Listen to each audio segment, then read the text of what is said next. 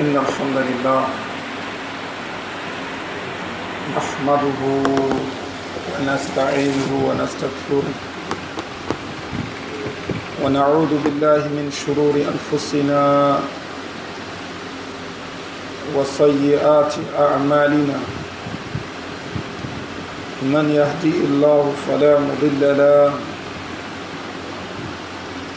ومن يضلل فلا هادي له وأشهد أن لا إله إلا الله وحده لا شريك له وأشهد أن محمدا عبده ورسوله أما بعد فإن خير الحديث كتاب الله وخير الهدى هدى محمد صلى الله عليه وسلم وشر الأمور محدثاتها وكل محدثة بدعة وكل بدعة ضلالة وكل ضلالة في النار أما بعد إخواتي وأخواتي في الله السلام عليكم ورحمة الله وبركاته.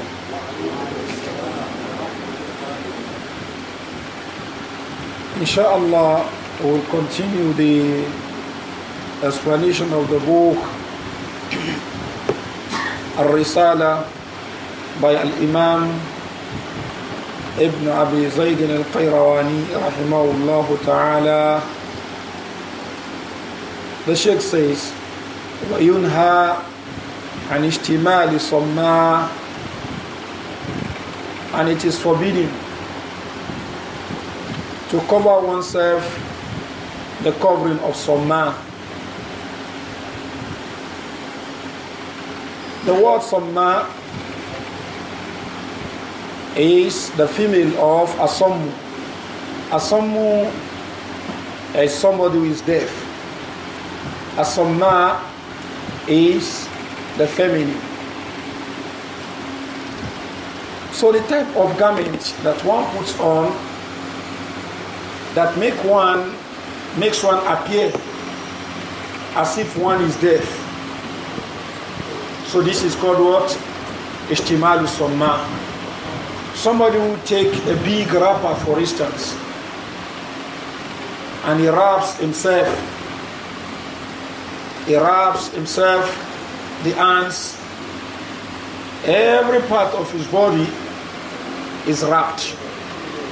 To the extent that if he wants to bring out his hand, you see that what? It lifts the garment from beneath. And when he's doing that, his aura will be exposed. Or he undoes it, which will make his aura also exposed. So when one take a big wrapper and wrap himself with it, so the hands are inside. That is, the wrapper covers the hand. So it's like what? It's some man. If anything attacks him, take for instance a reptile attacks him or anything, he cannot resist except by bringing out his hand. And with that, his aura will be exposed. So this is called what? Ishtimal. Ishtamala means to what? To cover oneself. So Ishtimalu Samma is a kind of what? Dressing that the Arabs would do in the past. They just take a wrapper and they wrap themselves completely. So no sleeve. Or at times they wrap themselves in such a way that this side will be left open, so you can see the aura. So the muhaddithun and the fuqaha, when they use samma, what they are referring to really is when you leave this side, one of the two sides exposed to the extent that somebody can see your aura. But the Lugawiyun, the linguist, when they say samma, what I've described is what they call samma. You wrap yourself completely. But the fuqaha, you wrap yourself in such a way that what this side is what is left exposed. Because when you wrap yourself completely and you want to bring out your hand, so you'll have to undo what you have wrapped. And when you do that, if you are not putting anything, you are not wearing anything underneath, what will happen? Your aura will be exposed. So in the past, the Arabs, they don't mind just wrapping themselves with one big wrapper. So this is called what? Ishtimalu Somma. Messenger of Allah sallallahu alaihi wasallam cautions them concerning that, and he forbade it, that they should not be dressing in such a way that when they want to bring out their eyes, their what? Their aura is exposed. You shouldn't do that. So when you are putting on wrapper, let your hands be exposed so that you can move your hand. You may be attacked by a reptile or by anything. So you can resist by an animal. You can watch. You can protect yourself. But when you wrap yourself completely, you can't protect yourself. So that is what in the language. But in the terminology of the fuqaha, whether you wrap the two hands, as long as when you are doing it, the aura is what is exposed. When you are trying to, so this is something that is forbidden. So the Sheikh says here, wahiya, that is, ala ghayri thawbin yarfa'u dhalika min ji'atin wahidatin wa yasdul ukhra. That is, to be, not to be in a garment, that when he lifts a side, it drops the other side. That is, he's covering this side exposed. Or he's covering this side exposed. So people can see his aura. This is when you look at it from the aspect of the fuqaha. But the linguists, they go more than that. They talk about covering yourself completely without letting your hands out. Messenger of Allah sallallahu alaihi wasallam naha an libsati somma. He forbade the lips of somma. That is what the hadith. وَذَلِكَ إِنْ لَمْ يَكُنْ تَحْتَ اشْتِمَالِكَ ثَوْبٍ. The Sheikh says, this is when you do not have under your ishtimal, that is your covering, that is you are not putting on any other garment. Take for instance now, I may put on shirt and trouser. At the same time, I still wrap myself with that garment. It's not okay. But let's say, okay, I'm exposing this side, covering this side. But I have what? Shirt and trouser inside. Will my aura be exposed? My aura will not be exposed. So the Sheikh says the one that the Prophet ﷺ is talking about is when the aura will be exposed, when you are not wearing anything inside. But when you are wearing something inside, and that thing that you are wearing inside covers your aura, then you now use your wrapper to wrap yourself, and you leave this side exposed. He said, so ishtimalu samma wa dhalika idha lam yakun tahta ishtimalika thawb. This is when there is no any thawb under your ishtimal, under your covering. وَاخْتُلِفَ فِيهِ عَلَى ثَوْبٍ. There is difference of opinion whether it is permissible when you wear something inside or underneath. You have what? Your shirt and trouser. You now do ishtimal again. Use that one to cover yourself living. Is there anything wrong in that? So scholars, they disagree on that. Imam Malik favors the opinion that it is not permissible, because we have seen a hadith that says what? Ishtimalu samma is not okay. So the hadith did not say if you put something under that you can wear it. But those scholars who say it is permissible if you put something under, they said the reason why Messenger of Allah forbade ishtimalu samma is because of what? The exposure of the aura. So if the aura has been covered already, the aura has been covered, so that cloth with which you are wrapping yourself is just what? An addition. So whether you put it in some way, that is, according to the fuqaha, leaving a side exposed, So if somebody is looking at you, the person will be seeing what the garment that you have put under, not your aura. So they say there is nothing wrong with that. But when you look at it from the angle of the loga, the longer, in the loga, they say what? To wrap yourself completely. So it's not something that pays you when you wrap yourself, because you may be attacked. So for you to defend yourself, it may not be that easy because you have wrapped yourself completely, your hands, everything inside. So, but what the fuqaha are saying is what the one that I've explained. You wrap yourself, but you leave the side exposed, so through which your aura will be exposed. But if you have put something under, they said there is nothing wrong in this. So, though there is difference of opinion on it, وَاخْتُلِفَ فِيهِ, there is difference of opinion concerning اشتمال الصَّمَّاء على ثوب. If one is putting on a garment beneath the garment with which one has done اشتمال الصَّمَّاء. Now, in the lower, what the women do, you know, the women, some of them, they are praying, the hijab that they have sewn, the jilbab, they put their hand inside, and what? Maybe putting their right on their left. Does it fall under ijtimal summa? The way they sew their garment, the way they put their hijab, does it fall under ijtimal summa? Huh?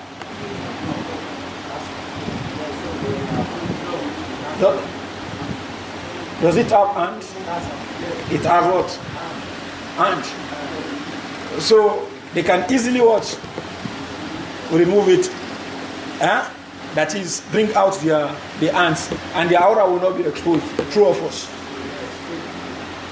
Because the garment itself is what? It's sewn here. The jilbab they are putting on is something that has what? That is sewn here. So if they bring out their hands, the aura will not be exposed. So we can say it is what? Ishtimalu Samma in the lower. Now, is it permissible for them to pray like that? That is the hand, and something is covering them completely. Though they can bring out the hands, is it permissible? There is nothing that says it is what? It is haram. So some people may say they are praying Ishtimal what? Samma, but this is not Ishtimal Samma, because they can bring out their hands. They can bring out their hands. And if they do that, the aura will not be exposed. So they don't fall in what the fuqaha are talking about. At the same time, we can say they fall in what the Lughawiyun are also talking about, because they can easily bring out the hands without what? The aura being exposed. And since the aura is not exposed, the Sharia will not really condemn it. The Sharia will not really condemn it. And that's why there is nothing wrong in that. You see, some of our brothers, they criticize some of the sisters when they pray in that condition, saying they are covering their hand, and we have seen hadith that says what? We should not do Ishtimalu Samma. But this is not Ishtimalu Samma, because it can bring out the hands and the aura will not be exposed. I'll be clear. So even if it is not sewn, maybe it's a big wrapper with which they wrap themselves, huh? You know, that is what a kind of Ishtimalu Samma, true of us. But they have what? They have a jalabiya under that is covering them, so they can easily bring out their hands as well. And the jalabiya they put on, or the diriru they put on, will not allow their what? Their aura to be exposed. I hope it is clear. But for a woman to just take a wrapper and wrap herself, just one wrapper, apart from that wrapper, she's not covering her upper parts with anything, nor she covering her lower part with anything. Just one single wrapper, she wraps herself with that. Huh? That is what? Ishtimalu samma.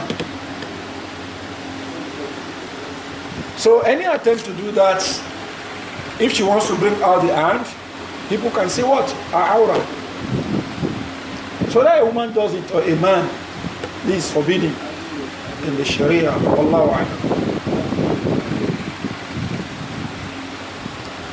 The Shaykh continues.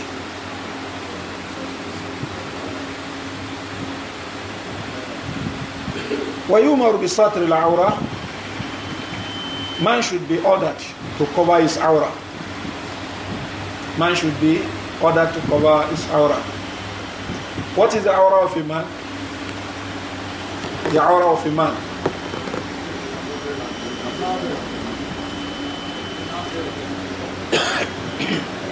Now, from the navel to the knees.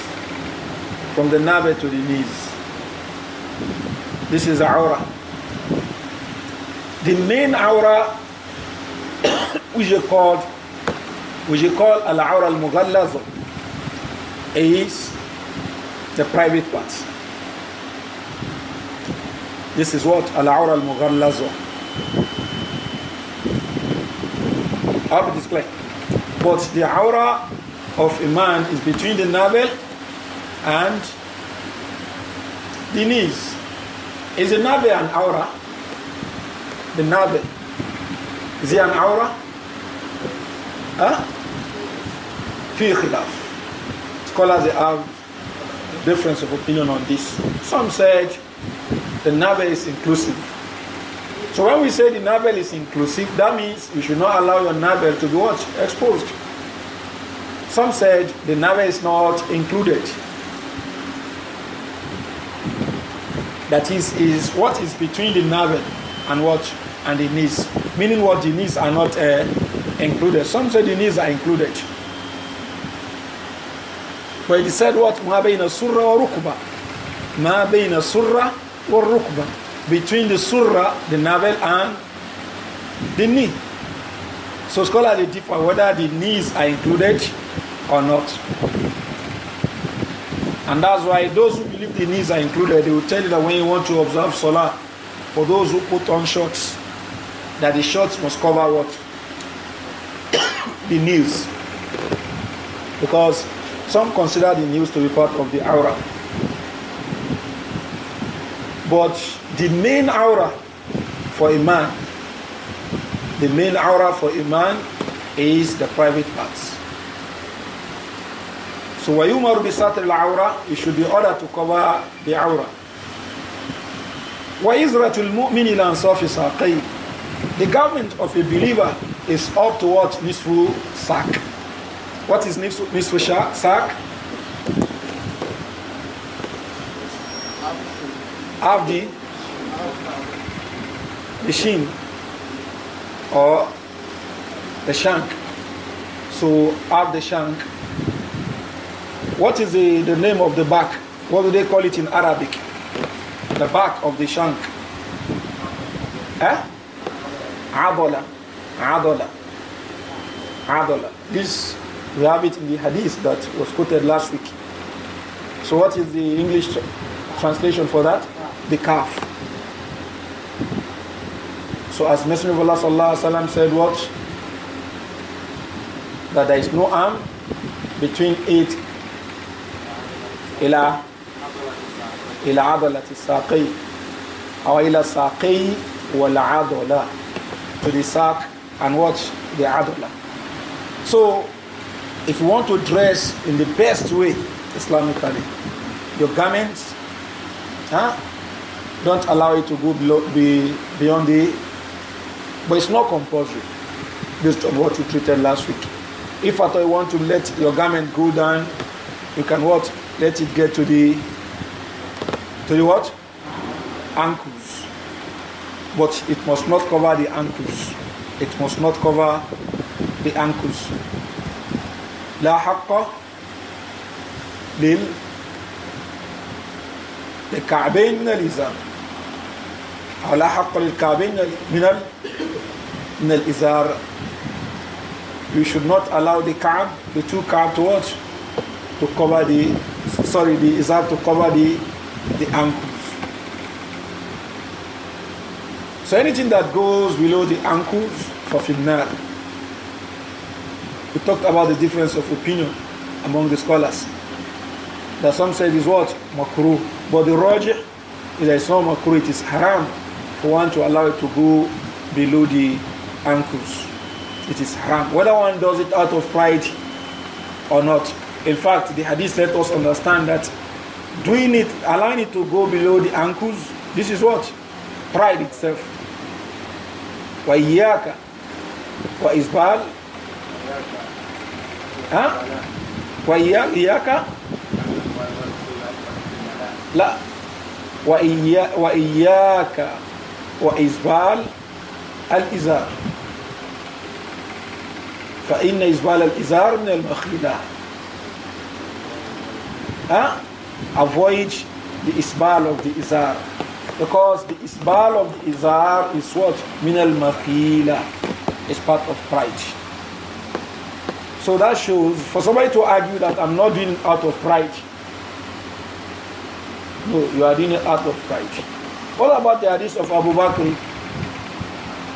Abu Bakr did not leave ease. He said, Inna ahda shiqay izari.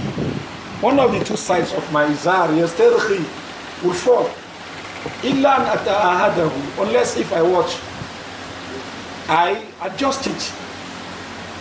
And Messenger of Allah said what? Lasta mimma yasna'uhu khuyala. You are not among those who do it out of pride. That is that is happening to you and you are correcting it. You are not doing it deliberately and not out of pride. So how can someone who is doing it deliberately and who is doing it out of pride saying what? So when he's asked, Irfa izara, you say what? It's not wajib now. So iyaka wa isbal al-izar. فإن إسبال الإزار من المخيلة. So والفخذ عورة. The Sheikh says al-fakhidhu, the thigh is aura. Earlier on we said what? ما بين السرة والركبة عورة. What is between the surah and the knees is aura. So yeah, the Sheikh mentioned it, وَالْفَخِذُ aura. The thigh is aura. وَلَيْسَ كَالْعَوْرَةِ نَفْسِهَا. But it's not like the main aura. It's not like the main aura. Yeah, scholars they differ. Is the thigh aura or not? Is the thigh aura? So this is the favored opinion of the Sheikh, that the thigh is aura. Some say the thigh is not aura. Why? They said Anas radiallahu anhu, when Messenger of Allah went to Khaybar and they were coming, he gave Anas a ride. And Anas radiallahu anhu said his rukba was touching the thigh of the Messenger of Allah sallallahu alaihi wasallam, and a thawb, the garment called in hasara and fakhidhihi. That is, the garment has been lifted from his what? From his fakhidh. And his what? His own rukbah was touching the thigh of the Messenger of Allah. He said this is an evidence that the thigh is not aura. Why to be aura? Messenger of Allah wouldn't have what? Exposed it. They said if somebody argues that maybe he did that unknowingly, they say this lasted for a long time. It's not something that Messenger immediately corrected. So why to be aura? Allah wouldn't have exposed the aura of his what? Of his messenger. They said that shows that what is not an aura. Secondly, they said one day, as Imam Bukhari, likewise Imam Muslim and some others reported, one day Messenger of Allah was in the house of Aisha. Abu Bakr came in and he sought permission to come in. He was allowed in. Umar also sought permission to be allowed in. He was allowed in. When Uthman sought permission to be allowed in, Messenger of Allah adjusted himself. His thighs were what? Exposed. So he quickly covered his thighs with the garment. So after they left, Aisha said, "O Messenger of Allah, when Abu Bakr came in, you did not adjust yourself. When Umar came in, you didn't adjust yourself. Why is it that when Uthman came in, you adjusted yourself?" He said, "Afala astahyi mimman yastahyi minul malaika." Won't I be shy from somebody that the angels are shy of? So they said that shows is just ordinary word shyness. Why to be aura? He wouldn't have what? Left it open for Abu Bakr and Umar to see. And that's why Jumuah of the scholars, or like the Jumuah. When I say Jumuah, I'm talking about the Madhahib. So some are what? Of the opinion that the ties are not aura. Now this is not an evidence for those who are playing football that they expose their ties. No, the scholars will tell you don't expose your ties. Even those who believe it's not aura, they said it's not something that is good for you to watch. To expose continuously the way the footballers will do. Or the way some people will do that they will just be putting on shorts around. These scholars do not support it. Even they say what is not aura. And that's why the Sheikh says here, وَلَيْسَ كَالْعَوْرَةِ نَفْسِهَا. It's not like what? The main aura. The main aura is what? The private parts. That's the main aura. But the thighs, not the main aura. We are talking about men now. The thighs, not the main aura. Now there is a hadith that the scholars that say the thighs are aura that is stick to. That hadith is the hadith of Jarhad. The Messenger of Allah sallallahu alaihi wasallam said what? غَتِّ فَخِذَكَ فَإِنَّ الْفَخِذَ عَوْرًا. غَتِّ فَخِذَكَ فَإِنَّ الْفَخِذَ عَوْرًا. Cover your fakhid, your thighs, for the thighs are aura. This hadith would have been what? A clear-cut evidence. But some scholars say the hadith is da'if. Though what most scholars are upon is that the hadith is authentic. And that is why Al-Imam al-Bukhari rahimahullah ta'ala talking about the fakhid in his book The Time in Al-Jami' al-Sahih.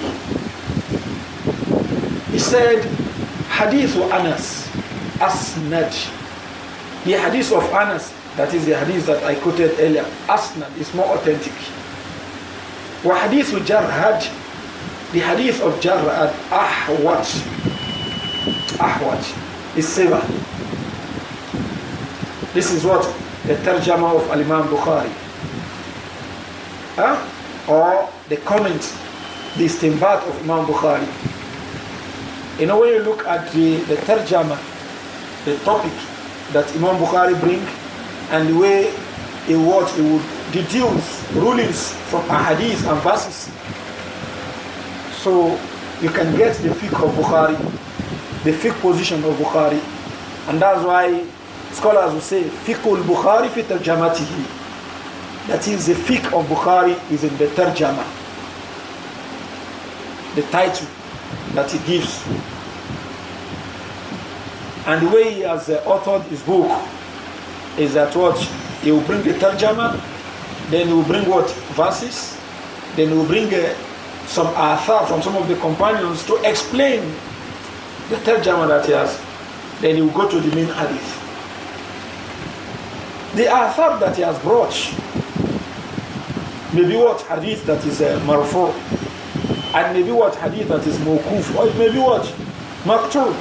Maybe a statement of a tabi'i, which is maqtur, or mawkuf, a statement of a companion, or marfu. But when he's bringing meat, in order to what? To explain his position, he won't bring the shaykh. He will not bring the shaykh. And that's why they say what? It is mu'allaq. He will not bring the shaykh. Because he wants to use it to explain something. Before you now go to the next hadith that he wants to quote the shaykh. And that's why there are a lot of mu'allaqat, hadith without shame in Sahih Bukhari. He has brought those hadiths to explain something. They are not the main hadith. They are not the main hadith. Those are hadith. May also be what in Sahih Bukhari in some other places. But he has just brought the hadith without shame to explain some things. So like this hadith of Jarrad, it did not bring the shade of the hadith, or it just made an ishara to it. Now what hadith of Jarrad is what ahwat. But the hadith of Anas which he brought is what asnad. The shade is more authentic. Wallahu a'lam. Whether we say the ghati fakhidaka fa inna li fakhidha awra, whether we say it is authentic, as a lot of scholars have said, or we say it's not authentic, they all agree that it's not something that is human for a man to be exposing his thighs. Unless maybe in the presence of the maharim, in the presence of the maharim or people that are very close. Even if you look at the Messenger of Allah, when Uthman entered, what did he do? He covered his thighs. So exposure or exposing the thighs is not something that is advisable. Though what is more correct is that fakhid, the thighs, are awra. So ma bayna surra wa rukuba is awra. What is between the surra, the navel, and the rukba, the knees, are what is awra. But let's say you see some people who argue that no, it is only the private part that is awra. The fakhid is not awra. So the Sheikh says here, fakhid is what? Is awra, but not like the awra, not like the main awra.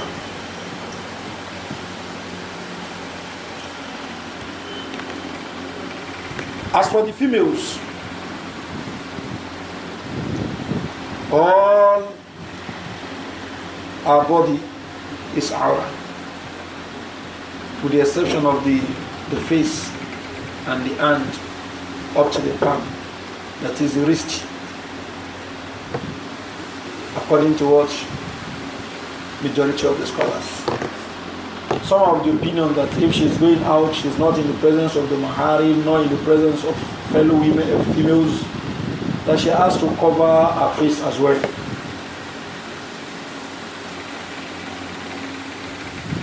وَلَا يَدْخُلُ الرَّجُلُ الْحَمَّامَ إِلَّا بِالنِّزَارٍ. A man should not go to a public bath except with izar. Now a public bath, this is where people come, like the public bathrooms that we have, the public toilets. So somebody may say, we are all men. What are we hiding from one another? This is a statement of a jahil. Huh? The fact that you are all men does not mean what? We should be looking at the aura of each other. So a man should not go to a public bath except with what? With izar. He has to cover himself. And this is in line with the hadith of the Messenger of Allah that was reported by Abu Dawud and many others. The Messenger of Allah said what? لا يدخل الرجل الحمام إلا بميزار. A man should not enter al-hammam except what? Mizar. When they say hammam in the past, it's referring to public baths. It was later that they used it to refer to what we have in our houses as what hammam. But when the Arabs say hammam in the past, they are referring to public bath. So Messenger of Allah sallallahu alaihi wasallam said, a man should not enter it except with what? Mizar. He shouldn't say we are all men. ولا تدخل المرأة إلا من علة. A woman should also not go to the public bath except for a genuine reason. Messenger of Allah sallallahu alaihi wasallam said, "Man kana yu'min billahi wal yawmil akhir, fala yudkhil halilatahu al-hammam." Whoever believes in Allah and His Messenger and the last day should not allow his wife to enter the public bath, because there is free mixing there. Free mixing. Women are going in, coming out. Men are going in, coming out. So a woman will not be able to cover herself very well. The men who are interested in taking their bath and things like that, so they will be seen aura. Because it is what? It is public bath. It is meant for everybody. So the women should not go. And that was why when some people, they visited Aisha radiallahu anha. Aisha asked them, "Where did you come from?" They said they are from Iraq. Said, "Perhaps you people are from a place called Kura." Said, "Yes." Said, "That place, the women, they enter hammamat." They said, "Yes." She said, "I heard the Messenger of Allah sallallahu alaihi wasallam said, Ayyuma imuratin khala'at thawbaha fi ghayri baytiha faqad hataka ma baynaha wa bayna Allah." Any woman that takes off her garment in other than the house of her husband in one report, in another report, fi ghayri baytiha, in other than her house, faqad hataka ma baynaha wa bayna Allah. She has torn the screen between her and Allah subhanahu wa ta'ala. So this hadith is referring to the public bath. That's some Arabs in the past, they were used to that. The men will be going, the women will be coming in like that. And there is no proper segregation between maybe this is for the females, they have a place of entering, this for the male. They are using the same place. So the aura of the women can be easily seen. So Messenger of Allah said, a woman that believes in Allah will not do this. So if the men are forbidden from what? From this bath, or these public bathrooms, without taking their what? If they do not cover themselves properly, what about the women? And that's what Messenger of Allah said, "Man kana yu'minu billahi wal akhir, fala yudkhil halilatahu al-hammam." Whoever believes in Allah and the last day should not allow his wife to go to the hammam. Now some of our brothers today, they also understand it that means the women can only take their bath in their husband's house. So they cannot take their bath in what? In other than their husband's house. Not in a hotel, for instance. Maybe a woman goes for Hajj, for instance. Huh? Or when she goes for Hajj in Mina, she will not what? She won't take a bath. This is not what the hadith is talking about. The hadith is talking about protection. The public bath, there will be free mixing between the men and the women. But if the women, they have their own separate places, this doesn't fall under this hadith. Because in Mina, the women will take their bath.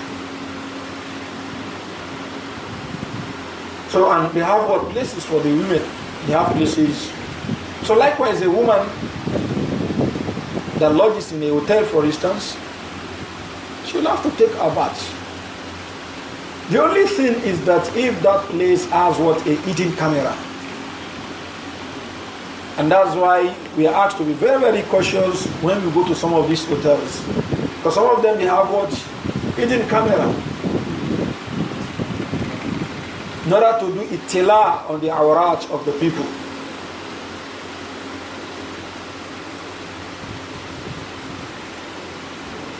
Somebody lodges himself in a room, in a hotel, and there's what? A camera. If he goes with his wife and they are playing, so they are being watched, recorded. So So we have to be very, very careful with respect to our awrat, our nudities. Some men, when they travel abroad and their wives are at home, they say, okay, let us speak. Let us chat on what Skype. So the women or the woman will be exposing her aura because she wants to please her husband. Her aura, she will send it. She has forgotten that that thing is being controlled by some people. You think it is only you and your husband. You think it is only you and your wife. Some people are controlling that thing. All that you are doing. So they have control over it. So don't expose your aura unnecessarily. That is me and my husband, we are chatting or we are doing this, we are making calls. So want to do video call. So funny thing, to the extent that some people, they want to send their aura, their private part to their husband to see, thinking they are the only ones. Now this thing is being managed by Adaullah, by the enemies of Allah. And that's why you see some of them at times, if they want to ridicule them, they just throw out on the Facebook some of what they've covered. Maybe some of them, when they are doing some illicit acts with some men or some women, the man may decide to release what he has filmed. So all these things, we have to be careful about the way we use them.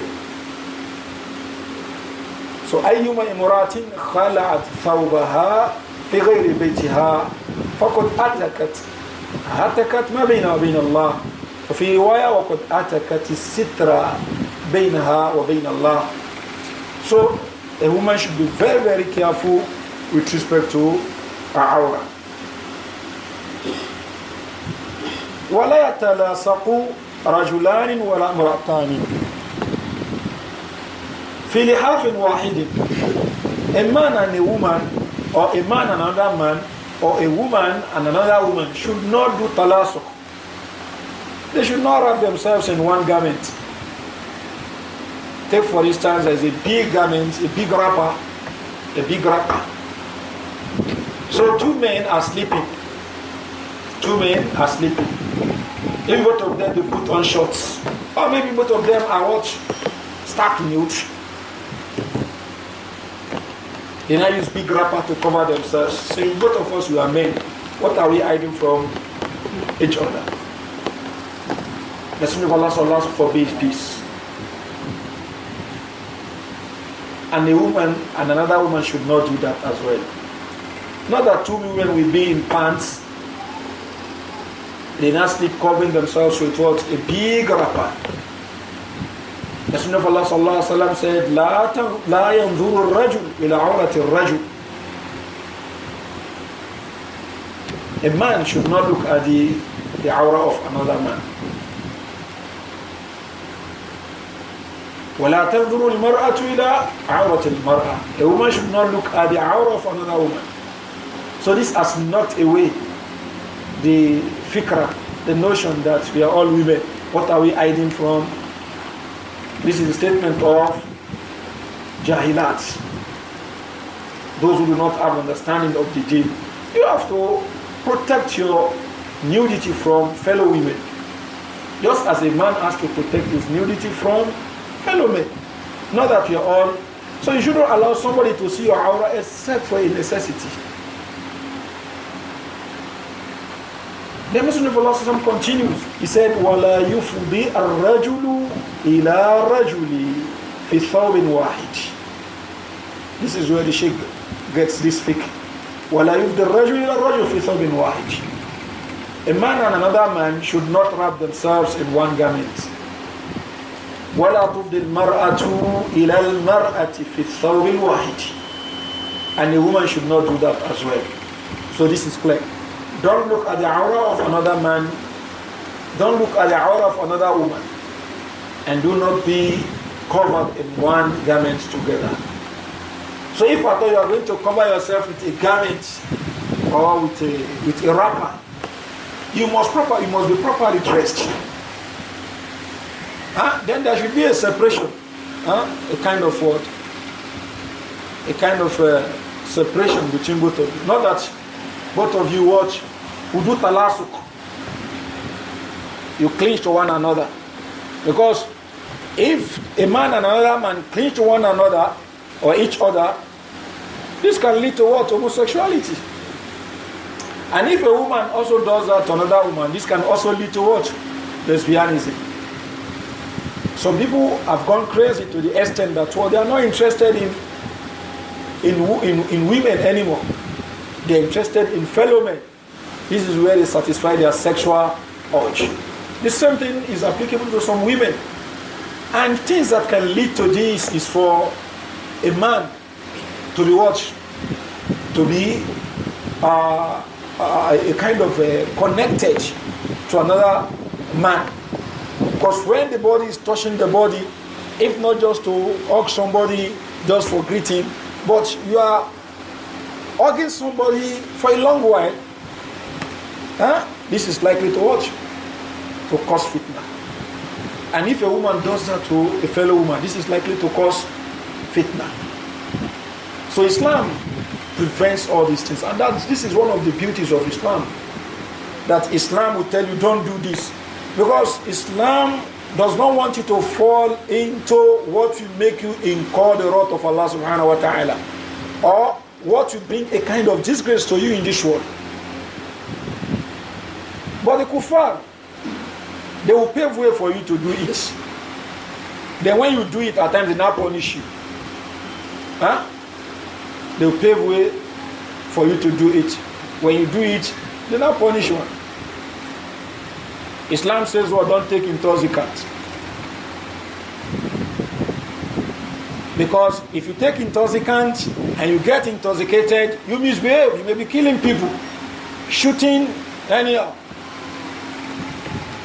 Because your intellect is valued by Allah subhanahu wa ta'ala. And Allah wants us to respect that intellect. So when you take intoxicants, you are going to corrupt your intellect. And when you corrupt your intellect, you misbehave. So Islam says, what? Don't take intoxicants. The kuffar say, no, take intoxicant. You can take intoxicant. No harm. But when you get what? When your intellect gets corrupted, you will be looking for what? When you misbehave because one has become drunk, and one is misbehaving, you'll be looking for what? Solution to that. I've mentioned it here or somewhere else. We were in a plane and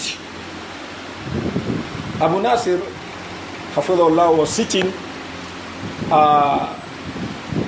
beside somebody, and that person requested for an intoxicant. So he now said that this man, the way he's looking, that is somehow terrifying. So you are giving this man intoxicant again. The lady said it is little. This quantity cannot intoxicate. So both of us now laughed. That how do you know that this man has not taken one while we are waiting for the plane? Maybe he has taken what? Little. So this little that you are giving him now will not complement. Then he gets intoxicated. Then this is a person you are giving him knife to eat. So if you start stabbing people, you say what? Terrorist. So you pave way.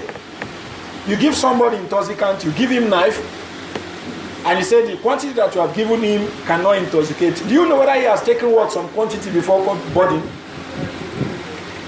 So Islam says what? Ma askara. Kathiru faqalilu ish haram. Islam blocked it. So what will lead to homosexuality, lesbianism, all these things? Islam blocks it. Some people may say, what? Islam is too rigid. No, Islam is not rigid. When it comes to what? The family of the thing, don't commit zina. Because when you commit zina, you just mix up the children. We don't know who is who. So many things. When we look at the Daruriyatul Khams, the five things, the five most important things that Islam has come to watch, to protect. Al-Aqlu, Ad-Din, And the likes and nerves. Islam will say, well, don't do this. So don't transgress on another person's soul. Huh? Don't transgress on another person's soul. When you transgress on another person's soul, you are going to be dealt with seriously in Islam. Your intellect, don't corrupt it. Your religion, the most important of anything. Don't toy with your religion. Today, the what? The simplest thing and the most toyed thing with is what? Is religion. And that is the most important thing before Allah subhanahu wa ta'ala. It supersedes every other thing, supersedes the intellect, the soul, the family, it supersedes everything. And that's why when the religion is being toyed with, Allah subhanahu wa ta'ala legislates what? War. Because of what? The religion. Ordinarily, you are not supposed to transgress another person's soul. But when the religion is what? Is being toyed with, then the religion supersedes everything. So if you look at the hikmah of everything, you see that Allah subhanahu wa ta'ala has put everything in what? In its right place. So a man and a man wrapping themselves together, hugging themselves, or connecting themselves, this can lead to a lot of evil. So Islam says what? If you are interested in marriage, get married. Some people say no, you can't get married until you reach what? Until you reach age 18. A girl cannot get married until she reaches what? Age 18. Even if she's interested at age 14, no. But it's okay, you can have what? Boyfriend. And you can have sex, but no marriage. What if she has sex and what? She becomes pregnant, you can abort it. So you see, they open gates of evil. And that's why I said last week that when we say developed country, no, try to watch, restrict it, technologically developed, morally bankrupt. Morally, yes. Because if you look at them, anything that has to do with moral, they kick against it. They promote immorality in the world. Islam will say, well, dress properly. They will say, no, you can dress anyhow. Don't practice homosexuality. You can practice homosexuality. Some animals do that as well. So they what? Liken human beings to animals. So Messenger of Allah sallallahu alaihi wasallam said, "Wala tufdil mar'atu ila al-mar'a fi thawb al-wahid." A lady should not be wrapped with a lady in one garment. ولا تخرج امرأة إلا مستترة فيما لا بد لها منه من شهود موت أبويها.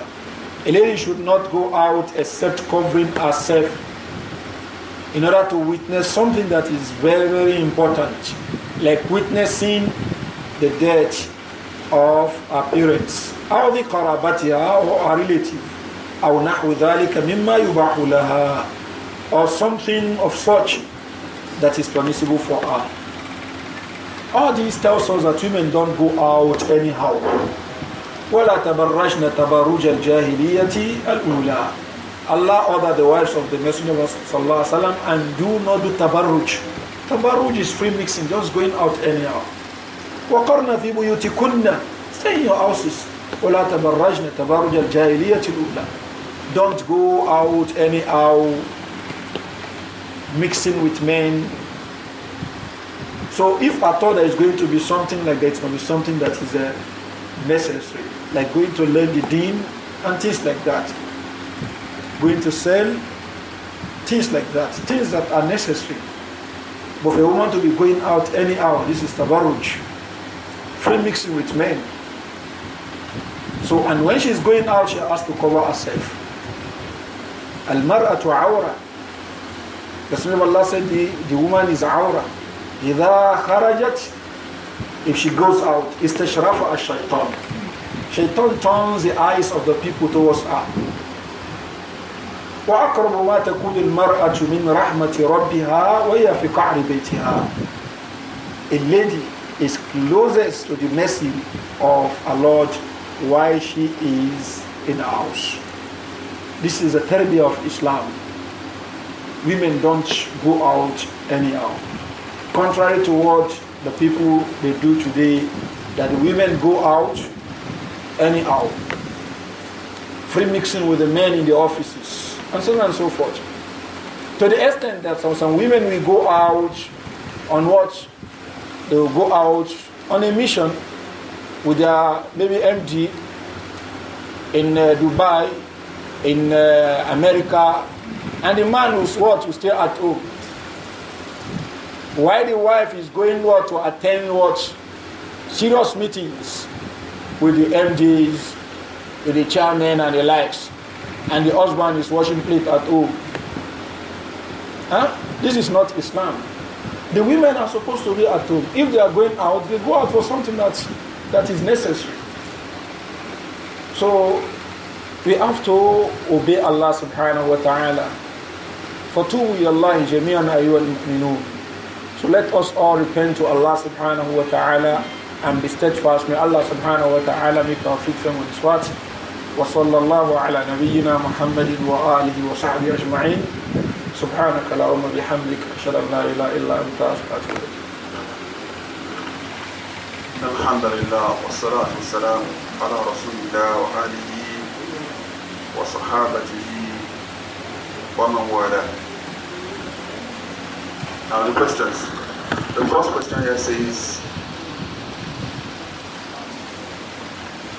in our institutions of higher learning, we have a situation or situations whereby two people share a bunk, they share a bed, and what normally happens is that they do what they call 69, versus one person is like this and another person is like this. So, and in the process, those bunks are usually very, for those of us who live this kind of lifestyle, those bunks are usually very small. So there is no way that there won't be body contacts, and sometimes as bad as people who are not even Islam sharing bunks with you, maybe they are even wearing shorts or something like that. So what should be done in such situations? Alhamdulillah, salatu salam ala rasulullah. What one should try as much as possible to do is to get somebody who has good akida to share room with or to share bed with. So when both of you will understand that if the bed that you're sleeping on is not that spacious enough, then you put on something that will prevent both of you from being naked when you are sleeping. Not that both of you put on shorts and you sleep like that and there will be body contact. This, as we've said, is not allowed. And that's why the hadith that وَفَرِّقُوا بَيْنَهُمْ مَضَاجِرِ, Rasulullah said was separate them when they get to bed, so that there won't be what? Physical contact. It's not that you buy separate bed for them, but there should be a separation if they are males. But if they are females and males, so you separate the beds. So the shy idea is that we should avoid this physical contact with the people. So and try to look for somebody who can understand, because when you tell a kafir not to sleep nude, he will not accept this from you. And maybe that is the person that you have been partnered with, so to say. So let us avoid that as much as possible. Wallahu a'lam. Sorry, but I think I have a little bit of experience with regards to this. Me and my this brother sitting there, we were in the same room when we were in part 1. What you can do is that you are not forced to sleep on the same bed with someone. Normally what will happen is that you have your own bed, the person also has his own bed. It's possible that, I don't know what happens in other schools, but what you can do is you throw your bed on the floor, you lie on the floor, and while the person sleeps on, the bunk, So it's usually for two people, one person on top, then one person under. So that should not be a problem. But in a case whereby that you have to sleep on the same bed, just throw your own bed on the floor and you just lie on the floor and the other person. Now another question is that some people will use the evidence of the Qiyafa, the Osama bin Zaid and Zaid bin Haritha's case, where both of them were lying and and someone was able to that this leg is from this leg or something like that. How do you? Maybe you should explain that hadith for so that people understand. I think the hadith has been mentioned here several times. So that Zayd bin Haritha and his son Usama bin Zayd were sleeping and they were wrapped with one wrapper. Their feet were exposed. So when a Qa'if came, he said, هذه الأقدام بعضها من بعض. He said, these feet are the feet of father and son. These feet are the feet of father and son. How? Now, Zayd bin Haritha was an Arab man, but a slave who was set free by the Messenger of Islam. Usama bin Zayd was his son, but the mother was an Abyssinian, a black woman. So Usama bin Zayd took after his mother. So a black man and a white man are sleeping, and they cover themselves with a wrapper, and the legs were exposed, black legs and white legs. And somebody came and said, these feet are the feet of a father and a son. So this is called Qiyafa. Somebody will just look at somebody, when he looks at the person, can say, no, this is the son of so and so person. It's a knowledge, it's a science, so to say, that some people, they do. At times, it is used Islamically in order to settle some things. But it's not used to knock what Allah has given as a rule, or as Allah has given as a rule. Just as we make use of this, what's it called? DNA. But if the Sharia has spoken on the matter, you can't use DNA to knock what the Sharia says on it. Now the shahid here is that they are covered with one garment, with one wrapper. Now it is not mentioned in that hadith that they are nude. They were nude. They were not nude. And that's why I said that if they were not nude, it's permissible. And there is no body contact that could lead to something of having a kind of sexual desire. So Allah. The father and the son can sleep together. Yes. And most likely because they are sleeping, the body will touch her because sleeping. It may not. The bodies may not touch. If there is there is distance between both of them. And if maybe this one rose to this side, that will be a special case. It's different from both of them from inception, sleeping with their body, having contact. Allah. Now someone is asking, yes, sister, what if a lady staying in a public house, that is face me and face you, and they have one single toilet which is for public use, and she does protect herself whenever she went there to use. This, does that fall under the haram? Does that fall under haram as well? Now the most important thing is for a lady to protect her aura. This is what the hadith is emphasizing. During the time of the Messenger of Allah, they did not have the toilets in the houses. Yes, they have baths in the houses, but they have the toilets in the houses. Even if a woman wanted to defecate, she will have to go to the bush to do that. All of them will go to the bush, but if you want to take their bath, they take bath at home. If you want to urinate, they could urinate at home. But the main one, they have to go to the bush. So now, You are sharing a toilet. Maybe you are 50, so to say, or 20 living in a compound, sharing a toilet. Which one is worse? Sharing a toilet with 1,000 people in the bush, and what with 20 people? Which one is more protecting? So it's clear. So the hadith is talking about the free mixing, and what the exposure of the aura. So some people are still living like that up to today. That they have what? Maybe they are living in a room and a parlor, or even in a room, and they are sharing the toilet and what? The bathroom with maybe 10 families in the same compound. So the most important thing is that she has to protect herself when she's going to use it. So that is the most important thing. That is what the hadith is talking about. Wallahu alam. Some of our brothers, as I said earlier, they misconstrued this hadith. So they said the hadith that if a lady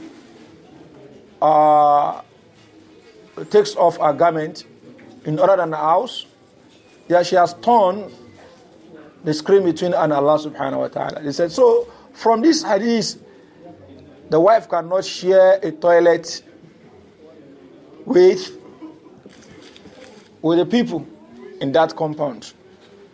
So what will she do? She will defecate in the room. She will take a bath in the room in a bowl. So the husband or she will go and throw it. It's funny. This is something that is practical. Some of our brothers in Ogun State, Abeokuta, they practice this. So, and the brother was telling us that the evidence is that hadith. And I said, okay, don't be too rigid. Where were the female companions defecating during the time of the Messenger? She said they will go to the bush. Said, okay, which one is more covering? This one or that of the bush? He said that of this one is more covering than that one. So what the hadith is talking about is what? Is for the woman to cover herself. Where people are doing free mixing, that they are less concerned about the exposure of their aura. So this is what the hadith is talking about. So not that they can't share things like this with people. A brother also brought similar case. He got married to a lady, and after the argue, everything like that. So the lady would not speak with the relative of the man, of the man, yes. She will not talk to them at all. And the toilet, that she will be the only one to use it. So this brother said, when some of the family used it one day, the lady said she will never use that toilet again. Why? Because of that hadith now. So they had to what? Bring the marriage to an end. Brother said what? No, this sister has more fiqh than himself, so he cannot cope with her. It is very, very important. Before you interpret any text, however strong your Arabic is, look at the understanding of the scholars. However strong is your Arabic, how did the scholars interpret this thing? Don't be deceived by your power of Arabic.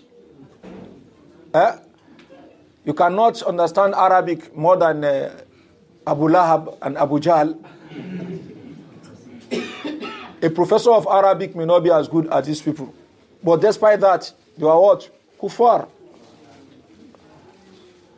So you have Arabic knowledge. It's good. It's a tool. But that is not the... So don't say you cannot pick up Sahih Bukhari and pick up the Quran, Sahih Muslim and what you are reading. Why? Because I've learned Arabic. you may what? You may be misinterpreting something. Just like some of our brothers, or one of our brothers told me. He said his brother was very good in Arabic. Said, the wife of Noah alayhi salatu wasalam committed zina. He now said, why? He said, Allah said it in the Quran. Innahu laysa min ahlik. It's not one of your family. So that means what? The wife committed zina and gave birth to that child.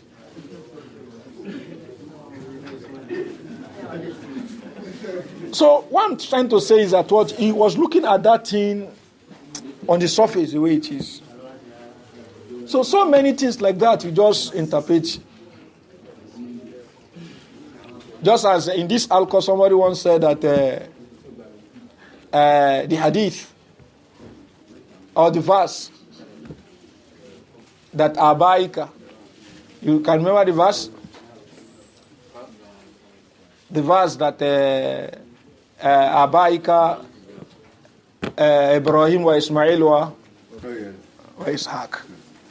Somebody used that evidence that so the arm, the uncle is can you recollect that case? Yes. I was surprised. Why the scholars will not take it that way? So we have to look at what the scholars have said on the matter. If you can go as far as what did the Salafus Salih say on this particular matter, you have what? A safe ground. But for you to just interpret anyhow, this is something that is dangerous. Wallahu alam. Subhanaka Allahumma bihamdika ashhadu an la ilaha illa anta astaghfiruka wa atubu ilaik.